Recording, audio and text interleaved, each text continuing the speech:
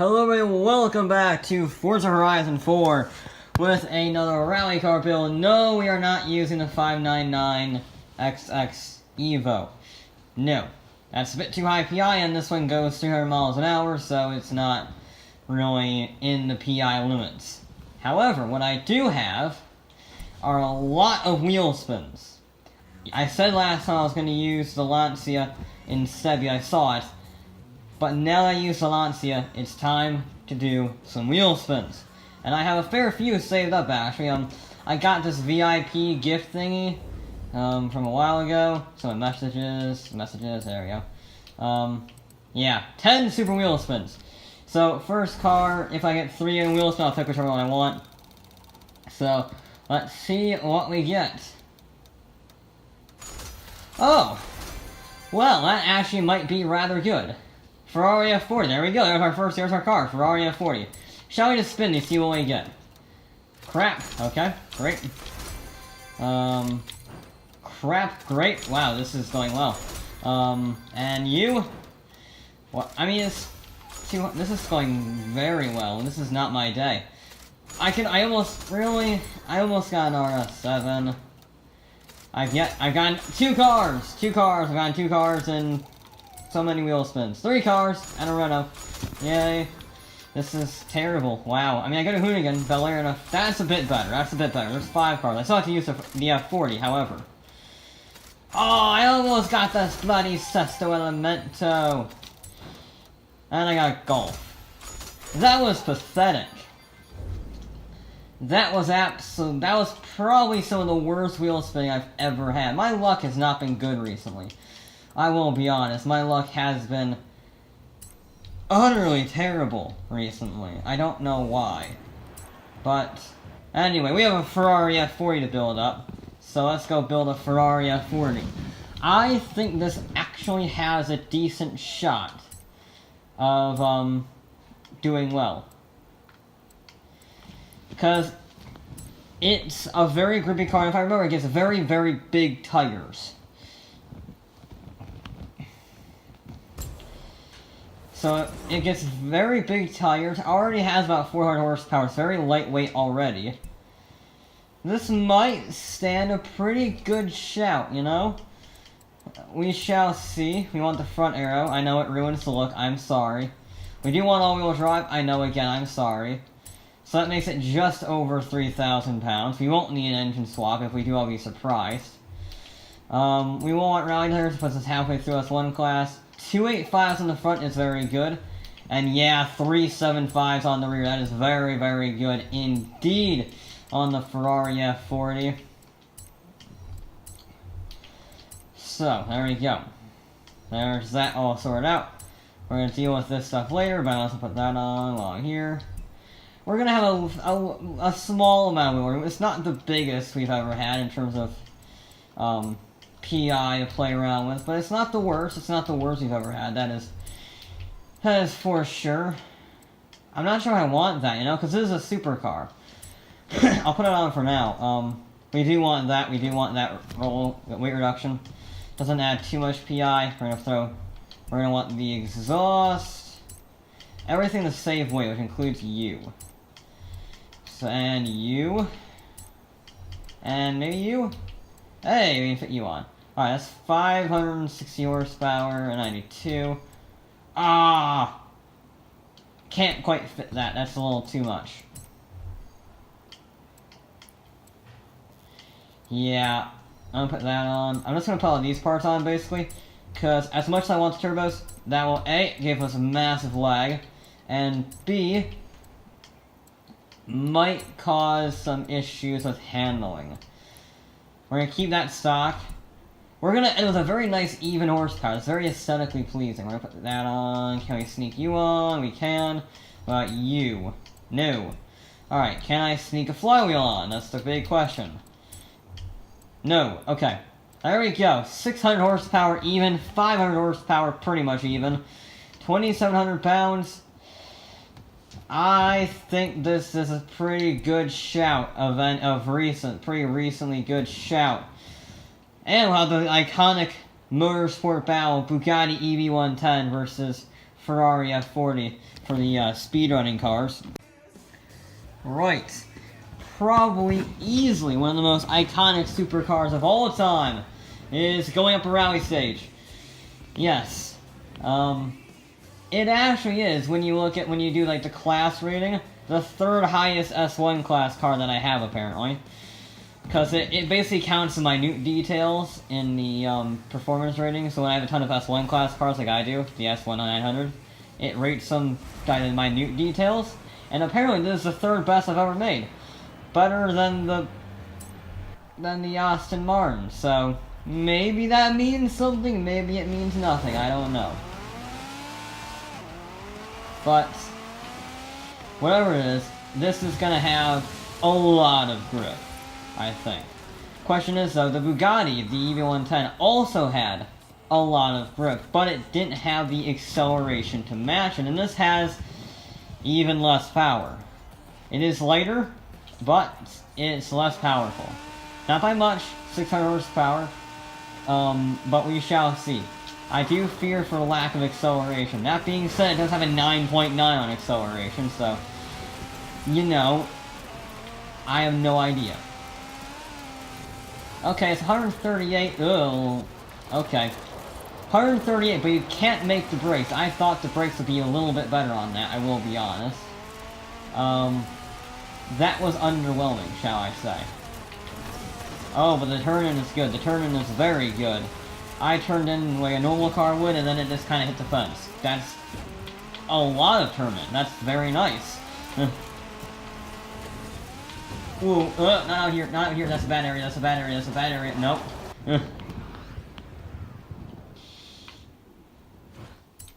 I mean, this run's already pretty much ruined because of our little excursion at the beginning, but, you know, we'll see. Yeah, it doesn't really have very much acceleration, I will be honest. It's struggling to go over... It's not bad. It's nowhere near as bad as the, Bugatti, I don't think. It doesn't feel like it anyway. However, it's also not good. You see, the Aston Martin had a good blend of peppy power. We'll call it peppy power because it didn't have 900 horsepower, but it had a very good power band, a very sharp response, which means it was able to utilize all of that all that moderate power immediately, and it was able to have good acceleration from it. The gearing helped out a lot, I think, on that one.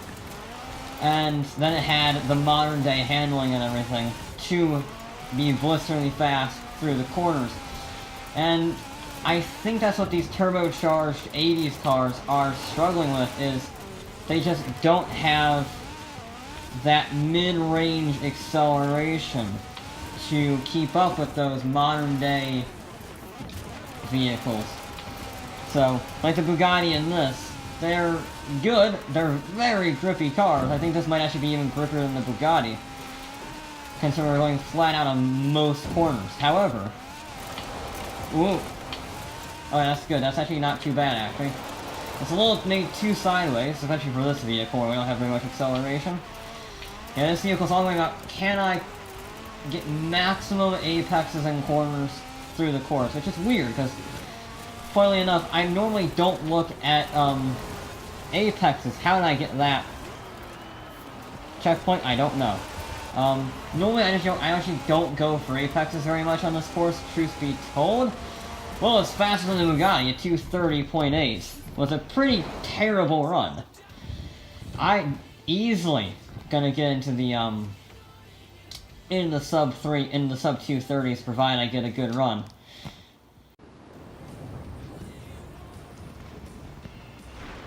Right. Lap number 2. We're gonna try with the F40. I really want to, because it's quite possibly one of my favorite supercars of all the time. I mean, the look is just an incredible machine. An incredibly good-looking car, an incredibly fast car, an incredibly historic car. First car to reach 200 miles an hour. But the problem with it is, on this rally stage, it doesn't have the power. It doesn't have the power to keep up with other vehicles and acceleration, which means you have to be perfect. You have to be perfect on absolutely everything. And that turbocharger is not doing the power band any favors. That's better. 137, a bit harder on the brakes. Trying to get that nice balance between locking up and not locking it up. Because if you're not in the power band with this car, you just don't have anything. You know, you're basically a 200 horsepower car. It feels like 200 horsepower. It probably isn't. It's probably like 350, 400 with those turbos, but still. The only thing this has going for it is sheer, unadulterated grip. And we're going to need to maximize that grip on every single corner. So we're going to try and slide around as little as possible. We're going to try and get every exit, every turn spot on the apex, because I generally tend to slide cars on this wet mud. But it doesn't really work with this vehicle because it doesn't have the power. This is the only corner where you actually want to slide it. That's the only one, really. And that's just because it gives you a nice faster exit while keeping the RPMs up. And maybe this one too, just for a little bit of a double apex action! That's not ideal. That's not ideal. It didn't kill our lap time somehow. But it's also not really ideal. Yeah, we're gonna try and keep sliding to a minimum. Also, Tony Hawk would be proud of this car, I must say. Because, no! Ah! Bugger! God damn it! I don't know, you see, I'm pushing too hard, I'm pushing the car too hard, I'm like, I have to use every inch of road. And that's what happens. I got lucky the first time with that sweet Tony Hawk grind, and I did not get lucky the second time. Damn it! We had a good first half, and I ruined it on the second half, and I had a good third half. Yeah, third half, we'll call it that, alright? We had a good third section, a good first section, and a terrible second section. So it doesn't really matter. Okay. I do need to get the checkpoint, though. It doesn't matter, we've already effed up this run for spinning out, and we could have recovered from the Tony Hawk grind, because it didn't really cost us that much time. However, the nearly rolling the car and spinning out does generally affect your lap time. That being said, it only affected it by 2.5 seconds, but damn it, that was a good run, and I freaking ruined it. No! Final attempt. Final attempt for the Ferrari. This has to be a good one. We haven't had a single solid lap. I know this vehicle can do great things. I know it can. I also know I can have a tremendous accident like last time. So, we shall see. This is it. Do or die time for the Ferrari. Ready? I am going to have to concentrate a lot on this lap, so I might not be talking very much. That's not the ideal start, I will be honest, starting at 5,000 RPM instead of 7,000, but whatever. Just don't worry about it.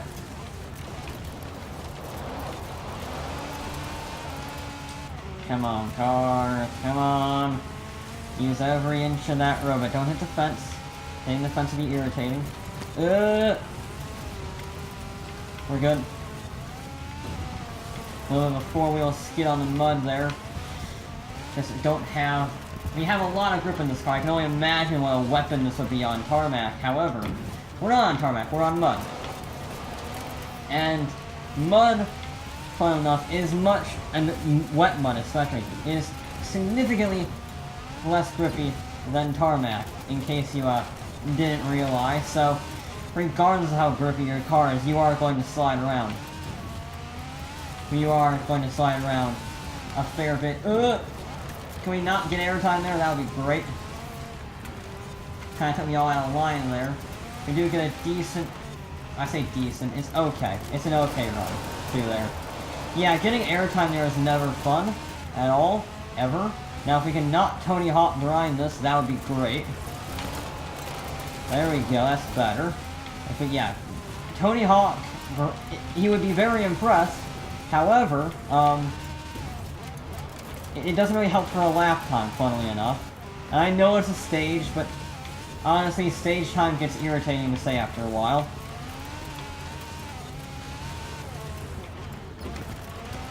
Come on. That's 70 miles an hour through that corner. That's absurd. That is absolutely ridiculous through there. Yeah. It's a very, very grippy car with not enough acceleration, really. But I think we're on for a better... I hope we're on for a better lap. Otherwise, I don't know what I'm doing wrong. Because this has been very clean. But... yeah. I don't think it's quite gonna challenge the Aston. But we're gonna... we have one corner left. It was smooth. Cut the inside. It's not gonna challenge the Aston, but it is gonna be very fast. Not too shabby at 228. Not too shabby at all. 228.2. It is not... I don't think it's fast enough. It might have just sneaked into the top 5. It was very close. It doesn't... It's 0.2 of a second slower than the Corvette Z06. Or ZR1, sorry. ZR1. It's faster than the Nissan 300ZX. It's faster than the Mercedes SLR. But it's not quite fast enough, and it's because of the lack of power. If it had more power or a better power band, because you see, it's more along the lines of the power band. The turbocharged engines from, you know, this time period especially, they don't have anti-lag systems. So when you get when you're below a certain RPM, you just have nothing. You just have nothing. And it's not good. At all. So, yeah. That's a solid time. Honestly, it's the fastest of the 80 supercars by a lot. But it's just not quite as quick as I was hoping. So, there you go, a Ferrari F40. Not too shabby of a rally car, I must say. Even if it is a little bit iffy.